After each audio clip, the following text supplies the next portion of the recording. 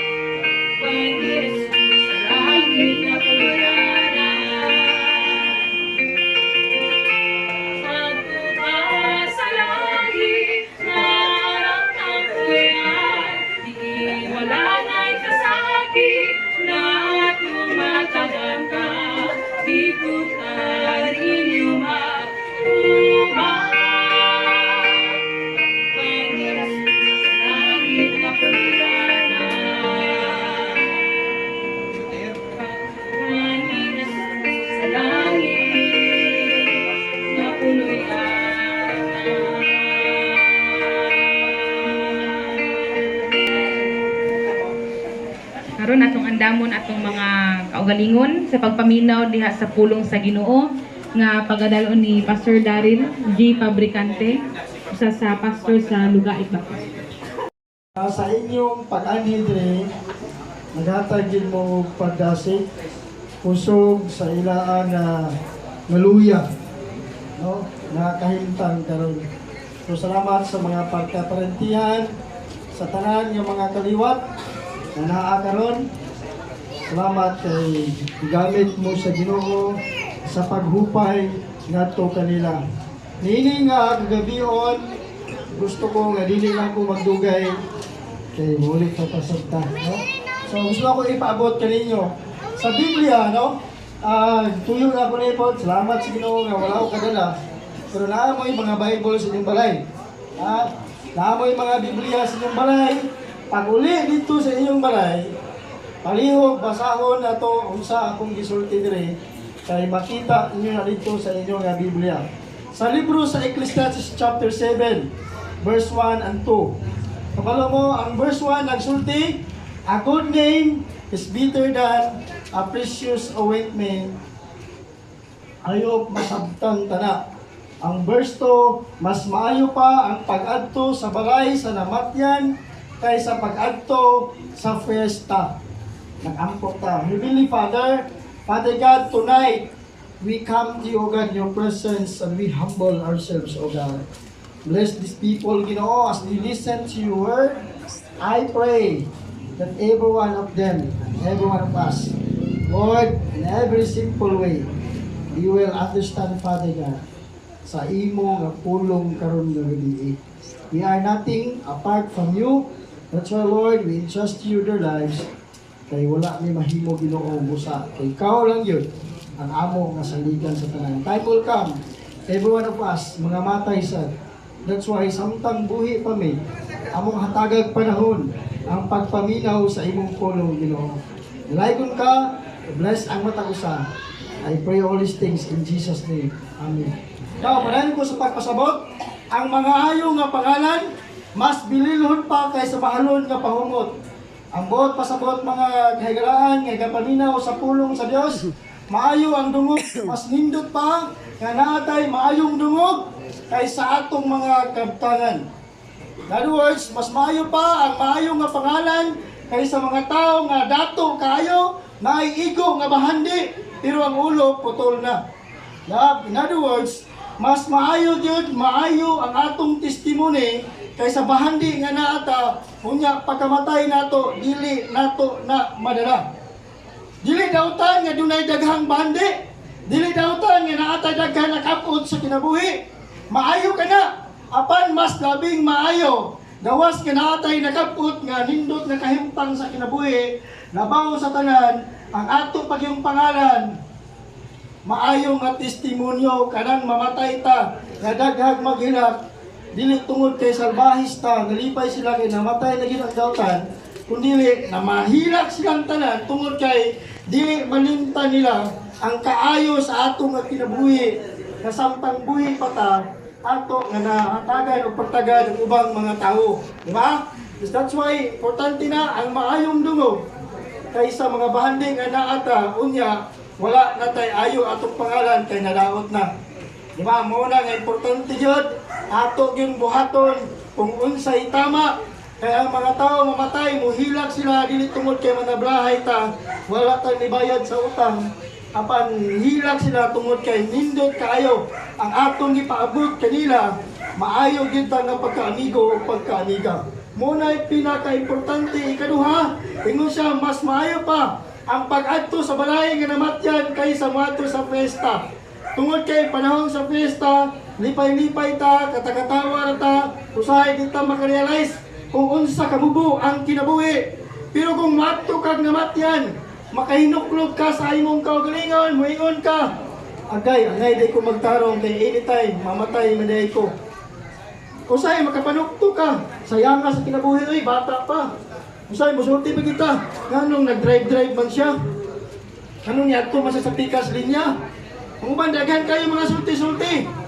Pero labing tinood, bisag unsa pa nimo kabuutan, bisag unsa pa nimo kagarag mo padagan o hinay mo padagan. Pero kung yaha nagkakutob, yaha nagkutaman, bisan unsa pagkatambal imong itig, tungod kay ang kinabuhi, gitakda na nga mamatay.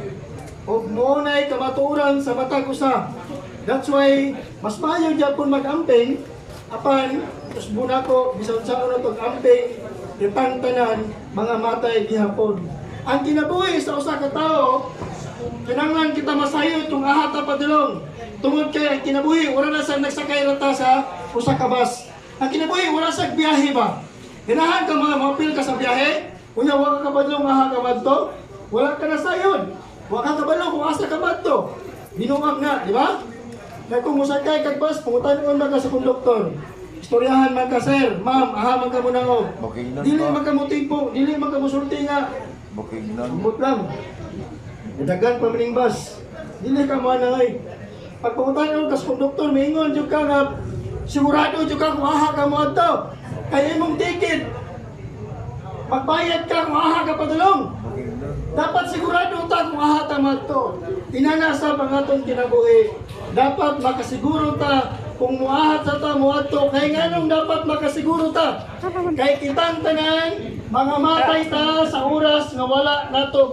Ang importante kasiguro ta kung aha ta muadto kay ang kamatayon sigurado na. Sigurado ang kamatayon. Bisag dili baka maminaw sa pulong sa Dios, dili na to pasabot nga di ka mamatay. Mumutang ako kung magwali ko, di ko mahadlok, di ko masuko sa dili maminaw. So, usa ra conclusion, mga matay, diyan kung tantanan. Sa atong pagkamatay, diya ra makita ang kangkan. Kaya nga naman, usahay ka ng tao, basta buhi pa. Gahi pa sa pagang, sa dagat, sa bato sa dagat. Pero, bisag unsa pagkagahi nato, kabalo ko nga, usahay, nakikita mahumok kita. Diba?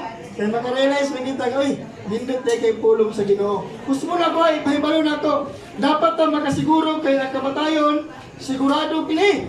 Mga matay tantanan. Ngano kining mga matay ta? Kay kitang tanan, puros man makasasala. Walay tao nga way sala. Di ba? Kabalo mo sa, kung basahon niyo ang Biblia sa Salmo 51, versikulo 5, masabta niyo nga ang bata, ang mama, bisag iyang nagburos pa lang siya, ang bata, naapa lang na siyang tiyan, dili ko buros ha, dako-dako, hindi gamay. So, dali, magpulang na nag-exercise. Pero ang mama, pagdako yan tiyan, buros na siya, ang bata na yan isabak, na isala.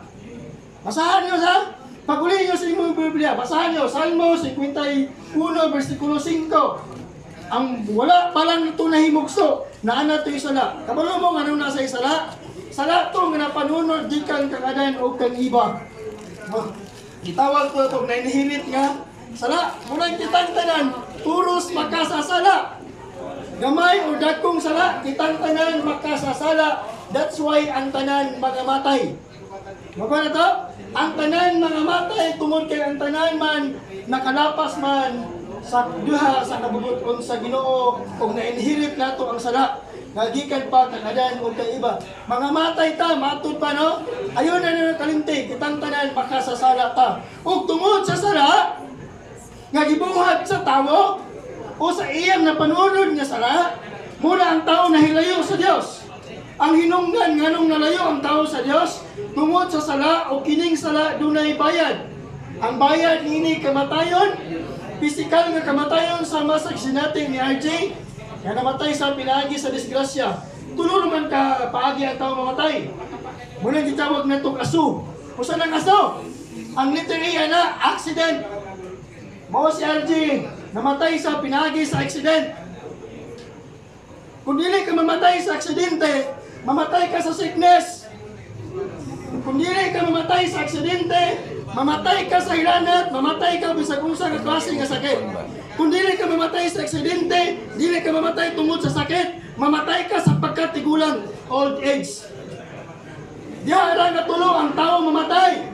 Kung dili maaksidente, magsakit. Kung dili magsakit sa imong pagkatigulang. Diha puta mga matay. Bisag unsa pa nga tambal ang ato nga itik. Itang tanan mga matay ta diha. Kung nga naman tungod kay munay hinungdan, ngano ang tao na ilayo sa Dios tungod sa sala o ang sala dunay bayad. Usbo nako kamatayon, pisikal nga kamatayon. Apan ko ng tao.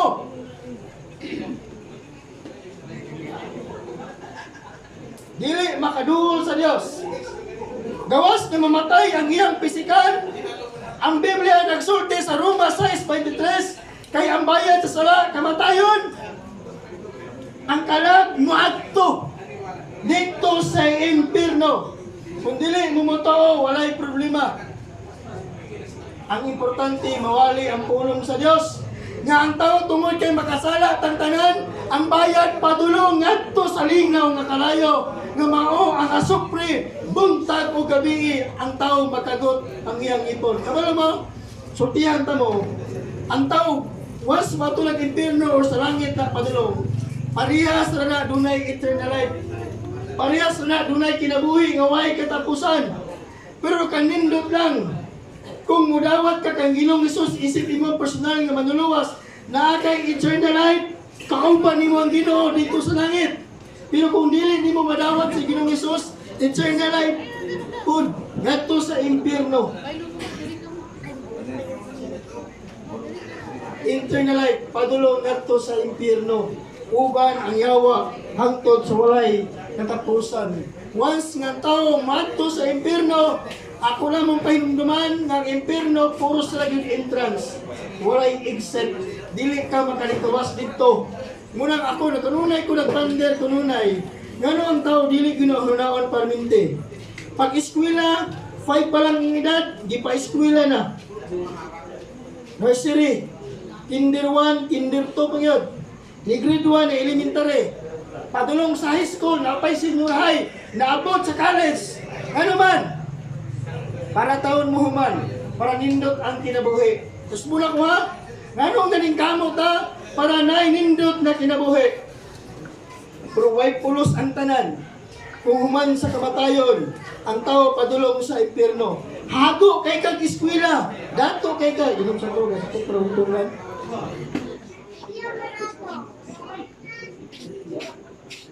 Hago kay eskwela. Parehas rata ng eskwela. Hago po kay kong eskwela. Wala lang ko na narbaho. Trabaho ba gyapon? Na master lang ta. Kanyo? Tanawa ha? Hago ka istanan! Ni-eskwela tayon! Ni-eskwela to, para naay mayong kaumaon. Pagkahuman, pagkamatay na impyerno, walay kapuslanan ang tanan. Nindot pa tong kurso, wapo pagid wapa, nidawat pag Ginoo, namatay sa langit pagid pauli. Ang pagkabate, wapay grado, sige pag-asen, talagsara mga taon, tapos, way ayong kinabuhi, pagkamatay, impyerno pag yun, pagkaway nada. Dili man maingon ang Ginoo nga, Ben, buntot-buntoto na kami, ikaw, kay luoy kay ka, yung langit ka, dili mo ang Ginoo, dili po maingon ang Ginoo, ikaw kay datong man ka, na, impyerno lang ka, dili oy. Basta wala tayong relasyon, impyerno yan. Pero kung wala tayong relasyon, gwapo pa, nindot pang kahimtang, naapay Ginoo, langit pa yan. Pero si bato pa naging nila, wapay Ginoo, alabaw para sa dimalas. Kanyo? Wala na pa isulti gamay ba, no? So, at least, makabalbasayon ng tanan. Pero, salamat sa Ginoo, nga ang tao tungod kay makasala, padulong sa impyerno. Kung salamat kang Diyos na higugmang ikinatong tanan. Dili sa gusto nga dunay tao nga madto sa impyerno. Tungod nga na, ingon ang Biblia. Pasabtol lang nako ang matag usa. Tungod niya na hangtod karon ang rason ngano ang Ginoo pa ni balik. Kay gusto niya ang tanan makadangat diha kaniya. Di sa gusto nga ang tao magmahay. Sumar ba? Di sa gusto nga ang tao magmahay tungod kay gihigugmay niya ang tao. Pero choice na nato na. Kumuduol ta sa Dios. Tungod kay sa gugma sa Dios, di sa gusto nga ang tao maimpyerno, ang gibuhat niya si Ginoong Hesus namatay sa cross. Gipadala sa Dios ang bugtong anak si Ginoong Hesus nag-antos dito sa cross. Bisan sa kamahanan, dako kayo nagbuhat sa langit ug sa yuta, pero nagpaubos na sa tao. Uspo na to, ang Ginoo mao'y nagbuhat sa langit ug sa yuta. Dako kay ang Dios, pero nagpaubos siya. Namatay sa cross, niyanhi sa kalibutan, namatay sa cross. Wala niya uruna kung si kinsa siya. Kay gihigugman niya ang tao. Pero ang problema, ang tao gamay kaayo, garbuso kaayo, dili gyud mo adto sa Ginoo. Ang Ginoo dako kamahanan sa tanan, nagpaubos, pero ang tao nga labing ubos nagpataas Ginoo. Muna ang tao dili gyud makaduol diha sa Ginoo.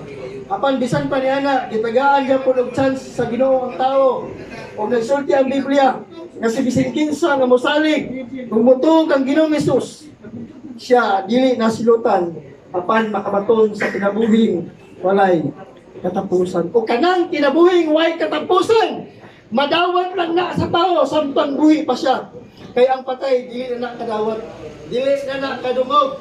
That's why ang pulong sa Dios alang sa mga buhi. Kaya ang pulong sa Dios dapat masaktan, madunggan sa katawhan, kay ang patay dili na ka-response. That's why atong giwalihan diri mga buhi, kay ang buhi maoy naghinanglan sa pulong sa Ginoo, kay mintras buhi pa hatagan tagtyan sa Dios. Karon gabi una sutihan ta mo, walay laing bugtong paagi ang tawo madto sa langit. Matod pa sa Biblia, ang musalig sa anak may kinabuhing way katapusan. Apan ang dili musalig kang Ginoong Hesus, siya dili gayud makabaton sa mao kinabuhi. Silutan siya sa Ginoo tungod kay ang kaligut-gut sa Dios magpabilin sa mga tao nga dili mudawat kang Ginoong Hesus. So tiyan di ka, pwede ka makabayad sa imong sala o dito ta padulong sa impyerno. Anong gusto makabatok impyerno kung doon na kinabuhing way katapusan? Ang kinabuhing way katapusan usbo nato na alamang kang Ginoong Hesus. Si Jesus Christ mingon, ako ang daran ang kamatuoran. Walay si bising kinsa nga madto sa langit, gawas pinaagi kang Ginoong Hesus. Usbo nato, gabi nasulti nako. Walay laing paagi nga tawo madto sa langit, dili reliyon.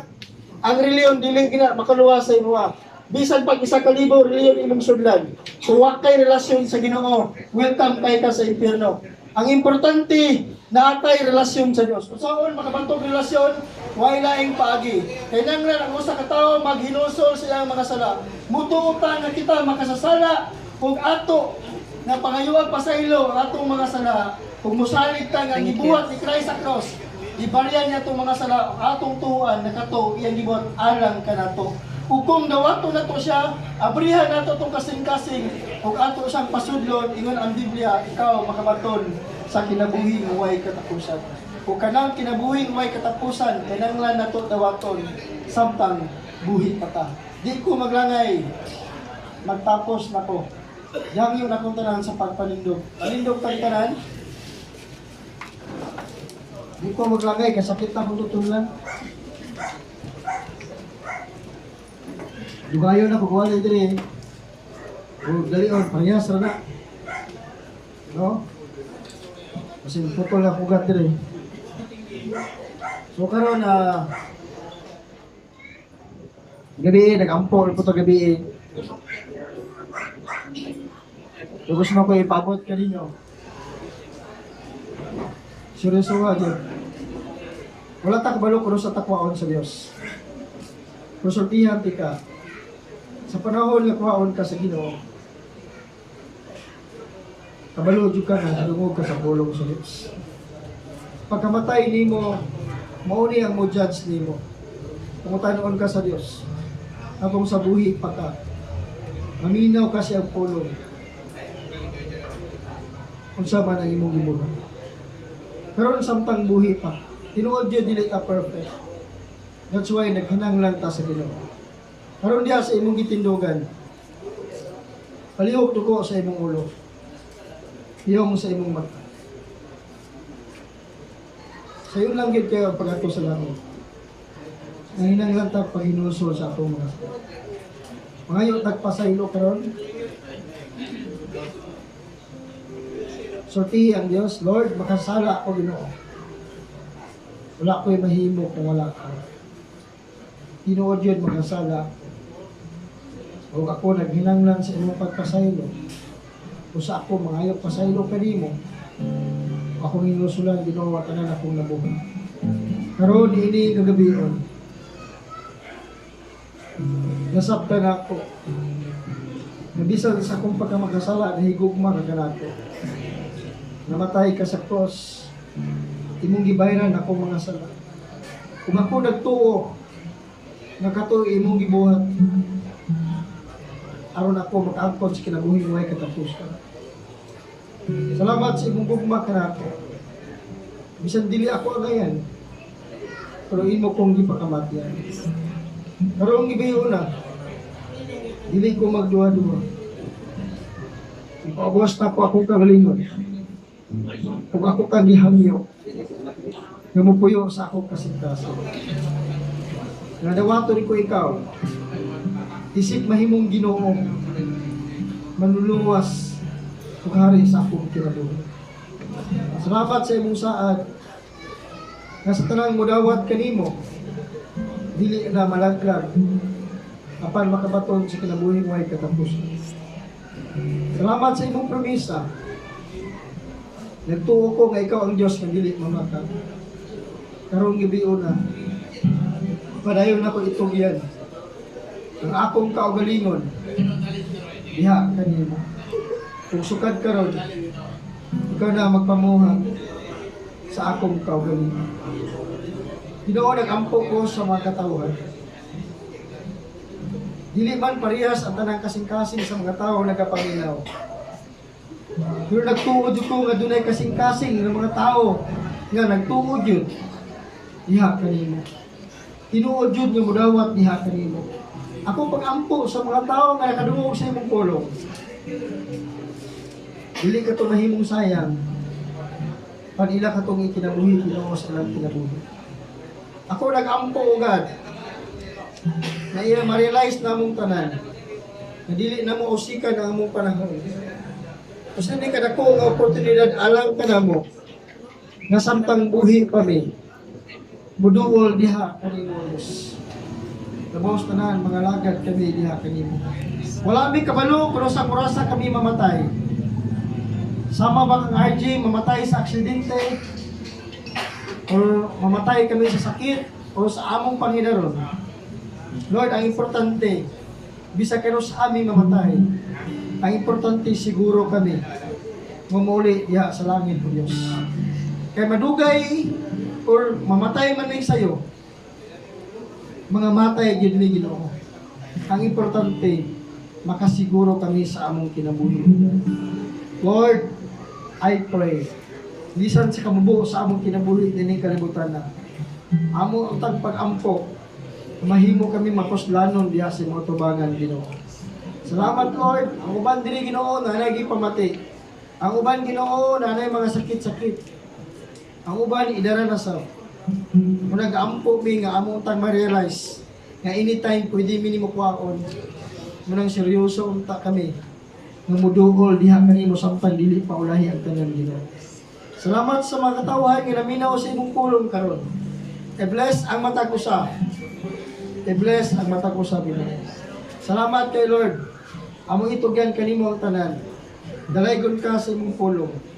Salamat sa imong saad. Kasi bising kinsa nga midawat kanimo.